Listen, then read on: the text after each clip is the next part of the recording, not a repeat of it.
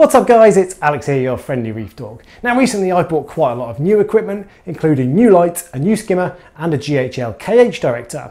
And I've given you my initial thoughts on some of them, but I'm not quite ready to give you my full-term thoughts. But I get loads of comments asking about everything, so in this video I'm going to go through things I've noticed in a bit more of a conversational style before I get ready to do my full long-term thoughts in a few months' time. Now on the whole, everything is going pretty well with the exception of the KH Director, which I've had a number of issues with that I think it's worth letting you guys know about. Now if it's your first time here and you want weekly reefing goodness, make sure you subscribe and hit the notification bell so you don't miss out on anything. Right, let's get stuck in. Starting with the lights then, the Reefbreeder / Evergrow, I'm really pleased with these so far, particularly in the evening. It's great to be able to see so much of your corals, and the unit really does light them up for the full length of the unit and the full width of the unit as well. So at night when the blues come on, the royal blue, it looks absolutely fantastic and really brings out the pop and the fluorescence. In terms of colour separation or disco balling, it's also really good. I don't see any colour separation whatsoever anywhere in the tank, which I was really apprehensive about, so it does that very well. The shimmer is also pretty decent, although as I said in my first video, it's a tiny bit staticky and a little bit more muted than I'd like, certainly compared to the Kessel, but it's pretty decent, it's not off-putting, and I wouldn't list it as a negative point. As to the light coverage then, across the length and width of the unit it is really good, but I am finding it's not so good further away and that it doesn't give a very wide angle. Now a really good way to show this is by looking at the lid. Now with my Kessel you used to be able to see the entire lid completely lit up because it's quite a wide angle lens. But with the Reefbreeder, as you can see, the light pretty much forms a pattern directly underneath the unit. It doesn't spread out very wide. Now actually when you look at the corals in the tank, they are illuminated and it does light up the whole tank, but it does make me wonder about how strong the PAR is further away. Now I haven't done a full PAR test for the entirety of the tank, so I'll try to do that when I come back with my long-term thoughts. But crucially, the corals are all generally doing pretty well, and I haven't really seen an awful lot of change in them since I switched over from my Kessels, with the exception of some of my Zoas, which have started to stretch up towards the light a little bit, which suggests to me they're not quite getting enough PAR. I currently have the unit 9 inches above the water surface, so that's quite high, so I'm going to try dropping that by an inch to see if it makes a difference. And with the colour program that I put up last time, which is replicating the Ecotech AB+, I found that gives a little bit too much of a yellow look, certainly for my eyes anyway. This is probably subjective, but I found it made the corals look a little bit of a kind of yellow-white. So I've dimmed the white lights down by quite a significant amount, and I've brought the blue channels up as well, which gives a much better look to my eye. Now it's very much a case of horses for courses, so you might find it looks different, but for me, I really like that kind of hint of blue in there, so this looks much better. I also found when I was videoing the tank, it gave me this really annoying kind of black flicker. Now for me, that's a really big deal, because obviously I want to show the tank off to you guys and make it look its best. Probably not so much of a big issue for you, but actually I sorted it by turning the white lights down anyway. Now in my first impressions video I said that the fans don't come on, and I have found that they do very occasionally come on now, probably for no longer than 5 minutes at a time when they do come on, and then they go back off for the rest of the day. The fans aren't particularly quiet when they come on. It's a little bit of a hum in the background, but it's not too noisy, and it's certainly a lot better than my old Kessel A360, which had a bit of dust build-up and was very loud indeed. And it doesn't seem that the unit's overheating without the fans on. I can touch the LEDs themselves and they're not overly hot, so that's great. Now I'm currently considering whether or not I should get a second one of these. If I did, it would sort the issue of the full blanket of light spreading across the full width of the tank, but it would take away my beautiful T5 light, which gives a really good even spread as opposed to the more directional LED light. So I'm not sure if I'm going to get a second Evergrow, and I'll probably decide in 6 months' time when I've got a real good idea of how it goes. However, it's not all red wine and roses, and I really do miss the colour and shimmer I got from the Kessel. They just made the tank look absolutely fantastic, and some of my corals, my pink corals in particular, don't quite pop as much as they did under the Kessels, even under the whites. They just don't quite look as vibrant. The Kessel was also extremely easy to adjust, so you just turn the colour up or down and make it a little bit bluer or a little bit whiter, and it was as simple as that, whereas the controller on the Evergrow is a little bit of a faff because you've got to change all 6 channels every hour that the light's on. So it's a little bit of a hassle. It's not enough to put me off buying it, and I would definitely buy it again, but it's just a bit of a faff if you want to tinker with your lights quite a lot. So far though, so good, and I've had it for probably a month or two now, so all looking good so far. Moving on to the skimmer then, the Deltec 600i. Now this is doing really well and is pulling out much thicker and much darker skimmate than my NIOS Quantum 220 did. It seems though to have quite small tolerances, which I think is because it's quite a small skimmer. So it does skim quite wet even if you set the water level to its lowest suggested level, which means the cup can fill up quite quickly, so you have to empty it more regularly, and of course add back in any salt water that you're taking out so your salinity doesn't go off. And the level at which the bubbles form in the neck seems to drop a little bit when I feed. I've not checked every time I feed, but a couple of times I've noticed after I put a bit of frozen in that the bubble level does drop. It returns back to normal in no time at all though, so I don't think it's an issue as such, but it is something I'll keep my eye on. I've also added a tap to make it easier to empty the skimmer cup, and I'm now emptying it maybe once a fortnight and cleaning the cup maybe once a month. The lack of a tap though and a proper drain really goes down as a negative on this. The next one up, the 1000i, comes with a drain. This one doesn't, and nor does the smaller one, the 400i, and I wish Deltec would include it because it's a really useful feature. But the good news is that it's pretty easy to build one yourself, and I'll link a card at the top of the screen so you can check out the one I made. Ultimately, its job is to filter, and it does that extremely well, and it's really quiet and very easy to adjust. I've had to adjust it a couple of times over the month or so I've had it, and it's been really easy just to turn the dial and you can see exactly where the water level is and how much difference your little turn is making. I'm also loving the small footprint of this guy. It's a much smaller footprint than my last skimmer, and that's allowed me to put quite an ungainly but still a frag rack in the sump, so I now no longer have ugly frag racks in my display tank. Next up is the Sea Reef Energy Ab+.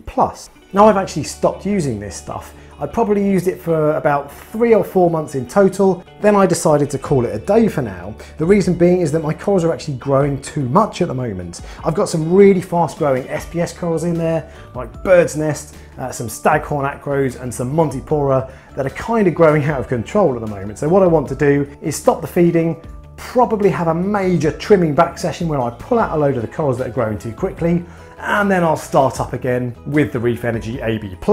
I've also got a bit of an Aptasia outbreak at the moment, and I don't want to be feeding that with Reef Energy. Now I don't know for sure if Aptasia does eat all the stuff that you find in Reef Energy, but it's probably safe to assume it does, so I need to get on top of that before I start up again. One thing I would say with Reef Energy though was I did find it a little bit of a hassle when I started to follow all of the suggested tips for maximising the effect that Red Sea give you. They tell you that you have to turn your skimmer off, your return pump off, and I think either all or one of your power heads. Then you add the Reef Energy and just let it settle over all of the corals. Now I first tried doing that manually and it was just a bit of a pain in the backside, so I then moved over to doing it with plug timers, but even then I found it a bit of a faff getting the times exactly right, so I abandoned that altogether and ended up just setting my skimmer to turn off so that doesn't pull anything out, and letting it dose and go through the entire system. That probably means I lose some of it to the activated carbon and my filter sock roller that I've got in my sump, but actually I found when I've been using it that it does give good growth anyway, so I don't think you really need to do these extra little bits to maximise it, and if you just chuck it in as per usual, it'll probably still do a pretty good job. One of the things I found from the tips and tricks video that doesn't work though is Lps Feeding Response. Now I only have acans, but if you look at the Red Sea video, some of their really big fleshy acanthophilias and the really big meat corals give a really good feeding response, particularly the scollies actually. And you can see them almost turning inside out and desperate to get hold of some of this Reef Energy. Now I didn't get that at all with my acans, so if you want to get the stuff for the cool factor, it'll probably work better with things like scollies and the really big fat meat corals. Now it's actually not really possible for me to tell you exactly how effective it is at growing corals. In the time I've been using it, I've also changed my light, I've changed my skimmer, I've started using Roaphos, which is reduced phosphates, which should in theory make my corals grow more quickly. So how much of my growth is attributable to the AB+, I just don't know. But the fact that I'm stopping because my corals are growing too quickly probably tells you that something is going right, and there's loads of information out there that says it does work, so I don't think that's really an issue. And like I say, I will come back when I've had a bit of a trim and got rid of some of my faster corals. And finally, we have a brand new piece of equipment that I've not told you about as yet. This is the GHL KH Director and 2.1 standalone doser.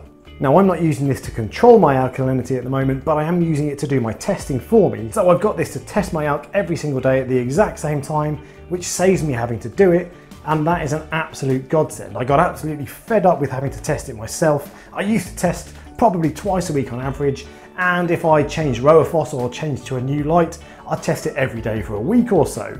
Now having a Hannah checker does make that quite easy, but I still found it a faff, so it's great not to have to do that, and it also gives me the peace of mind that if something does go wrong, I'll know about it the next day. So apart from that, what I like about this is the compact size. The unit itself doesn't take up much space, particularly compared to the Alcatronic, which is much bigger, and it's a really smart looking piece of kit. It just feels really solidly built and really good quality, and the heads turn extremely slowly on their lower setting, so it feels like they're very good at high accuracy. However, it does have some real flaws that I wasn't aware of when I bought it. Setting this thing up was an absolute nightmare. So there were no instructions included with the unit itself, and GHL have done a load of videos online on how to do it, but I found them a little bit difficult to follow because they just show you a computer screen with a guy talking through what to do. There's no actual footage of anyone setting up a KH Director, so you can't quite see what you're doing compared to what you should be doing. Eat Sleep Reef did do a video showing how to set up the KH Director with a KH Director in the video, and I found that really useful. So I was kind of dipping in and out of the GHL video, then back into the Eat Sleep Reef one. But I was absolutely tearing my hair out with this, and it took me hours to get it right. And even then, I only managed to get it right in the end with some significant help from the GHL forum. There were loads of things that were just really tricky to get right, and it's really unintuitive, so figuring it out yourself is quite difficult. What I will say though is the GHL forum is extremely helpful. People get back to you very quickly indeed, and they nail the problem straight away. I just wish the user experience of the actual app of the unit itself was as good as the support. I find it generally quite unintuitive and clunky. For example, when you load up the app itself, the doser that I have appears 3 times. It appears as a direct connection, a cloud connection, and a Wi-Fi connection. Now I've deleted the direct connection. I did try to delete the cloud connection as well, but then it messes up other things. So you've always got to have your doser appearing twice, which just is a little bit confusing and a little bit messy. Also in the app itself, the KH Director is hidden. So when we go onto the main screen here, you look down to see where it is, and you can see dosing pumps about 4 down from the top, but nowhere on there is the KH Director. You have to go into Control and then KH Director before you find it. Now I know this might sound like I'm being picky, but it's just kind of an example of how clunky the app is, and the user experience just isn't quite up to scratch as to what we're used to from non-aquarium products. But those are all relatively minor issues. The biggest issue, and personally for me, I think this is more or less inexcusable, is that the app doesn't send you notifications. So when the KH Director completes its test, it makes a record of it in the app. But in order to see that, you need to go into the app to check. What would be great is if it gave you a little push notification, a little drop down thing on your phone that you could turn on and off if you wanted, and it just quickly flashed up and told you what your KH was, and then you can just swipe it away and say thanks very much, now I know. Now if you do think I'm still being picky with that, how about this? When you set up the KH Director, you can tell it a range in which you want your alkalinity to be. So on mine I've said I want it to be between 8.5 and 9.5, and I want it to tell me if it falls outside of that range. And it does do that. If you go into the app, it will tell you right there with a little red button, there's a problem and you're outside of your ideal range. But it doesn't send you a notification. It doesn't send you an email. It doesn't send you a pop-up notification. It doesn't send you a text. You actually have to log into the app to check. And given that the point of the KH Director is to make life easier for you and take away the hassle that comes with testing, I find it really annoying that I have to check in every single day to see if something's gone wrong, and I can't just let it tell me when something does happen. Now you can fix that and get email notifications, but you have to buy the GHL Aquarium controller, and that's another £800, and I really don't think you should have to buy that just to get notifications from the KH Director. So GHL, if you're watching this, it would be fantastic if you could just give us a little pop-up notification to tell us every day what our KH is, and even if you can't do that, then absolutely it would be great to have something that tells us when it's outside of our desired set range. As another example of the problems with the user experience as well, the app does record your results, but it only lets you see it in a graph. Sometimes it's just much easier to see it in a list, but that's not an option, and you can only see it as a wavy line day by day, which I just find a little bit irritating, and I'm kind of used to having more options in an app like this. Now you might be wondering why I've suddenly switched from me showing a video of me using the app to a photo of the graph. And that's because when I came to record this section to tell you about the charts, I went into the app and my charts had disappeared. All the data had gone, and I can't see any of my previous results. You may have noticed that the date range isn't set far back enough, but I did try checking that, and that didn't fix the problem either. Now, I consider myself to be a relatively tech savvy kind of guy. I do like having all the latest gadgets, and as a YouTuber, I've got quite a sophisticated camera, and obviously I play around with 4K video editing software, which can be a little bit difficult to use. So I'm well used to having to try to figure things out when it's not immediately apparent how to use it. Now, I've spent over an hour trying to fix this problem myself, but I just can't do it. And it's probably fair to say that if I can't fix it, that's a reasonable indication of just how unintuitive it is. And there's one more issue with it that ends up taking a little bit more space up, and that is that you can't put your wastewater back into the tank after it's done a test. With the Alkatronic, it mixes its reagent in with the sample water it's taken from the tank, and then it puts it back into your aquarium, and it's perfectly safe to do so. With the KH Director, you can't put the wastewater back into your tank, so you have to make provisions to put a container in there as somewhere to put the wastewater. And because GHL recommends you use 50 to 80 millimeters of your tank water as a sample for every single test, you can end up getting through an awful lot of water. Now, if like me, you're only going to test once or twice a day, that's probably not an issue, and you've only got to replace your new salt water maybe once a month and pour away the old water maybe once a month. But if you want to test every hour at maximum accuracy, which you probably do want to do if you want to use the KHD to control and not just monitor your alk, then you will get through 2 litres of water a day. So not only will you need to replace that with new salt water, but you'll also need a large container to get rid of the old wastewater. Now, on pretty much any tank, space is always at a premium in your cabinet, so if you've got to have these huge containers in there, it's going to be a real problem for some people, and for me it's put me off testing every hour or every other hour, which actually I'd really like to do in an ideal world. And that's where the Alkatronic comes in. Because it can put the wastewater straight back into your tank without any ill effects, you don't need any extra containers. So although the unit itself is bigger, it doesn't need so much space with all the extra peripherals that you need for the KH Director. Now, despite the issues with the KHD, I still like it. I like GHL as a company. They seem to make really good quality products, and their support, as I said, is fantastic. So if you do have problems, they will help you fix it. And I think I'm likely to get an Ion Director when that comes out, and that can monitor my calcium, magnesium, and a couple of other things like nitrate and potassium. And GHL have recently announced that the Ion Director will be able to put wastewater back into your tank, so you won't need to double up on containers like you do with the KH Director. And I do wonder if they're working on something to do with that with the KH Director, but I haven't heard anything, so we'll have to wait and see. But whilst I probably will get an Ion Director, the issues with the user experience and with setup put me off the idea of getting a Profilux aquarium controller. Now, I do really like the idea of an aquarium controller, but those sorts of bits of equipment need to work for you and not the other way around. I think if I get it, I'm going to need to spend too much time working with it and getting it all set up and tearing my hair out, going through support forums and all this sort of stuff, trying to get it right. But to be fair, I've only had it for a couple of months, so I might be getting my knickers in a twist for no apparent reason. So if you've got experience with the GHL product, let me know in the comment section how you get on with it, and if I'm being a bit of a numpty and if it's actually not as bad as I'm making out. In terms of equipment then, that's all my new stuff. You're fully up to date. Now, the tank is coming up to its 2-year birthday very soon, so I'm going to be doing a proper update video to tell you how all the corals and fish are getting on and what my plans are to take it from its current state to my absolute showpiece tank that I really want it to be. Its second birthday is in June, so we're not far away now, so make sure you're subscribed so you don't miss out on the update. So that's how I'm getting on with everything so far then. Now, I'd really like to hear from you, particularly if you've got a KH Director, so let me know in the comment section below, and of course let me know if you've got any questions about anything else I've talked about today. If you enjoyed the video then, give me a thumbs up and subscribe for next week, and until next time, happy reefing.